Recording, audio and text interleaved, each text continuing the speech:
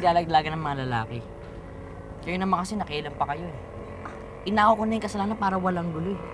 Ikaw ba, paano yung scholarship mo? Hindi mawawala na. Baka lumipat na lang ako sa Quezon Public. Hindi ko alam paano sasabihin kila na tatay na kailangan ako bukas. Dahil may expel na ako. Kasi sorry ah. Sorry talaga ako pinilit kita magsalita para kay Lucas.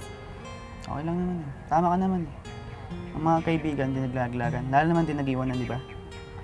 Ayoko naman iwan sa si Lucas. So, gano'n na lang yun.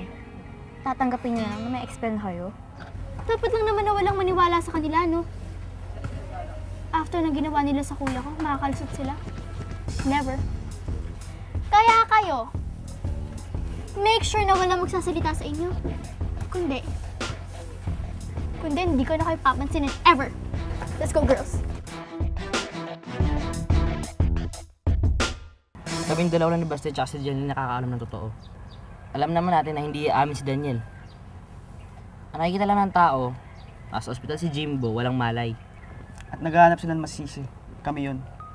Basta, gagawa ko ng paraan. Tingnan niyo na lang. Sige, saan pupunta? Basta, tingnan niyo na lang. Akong bahala. Saan pupunta yun? Ted! Wala kasi akong kasamang pauwi eh. Pwede bang ihatid mo ako? Alam mo naman sa street namin, sobrang delikado. Sige na. Tara, may choice ako.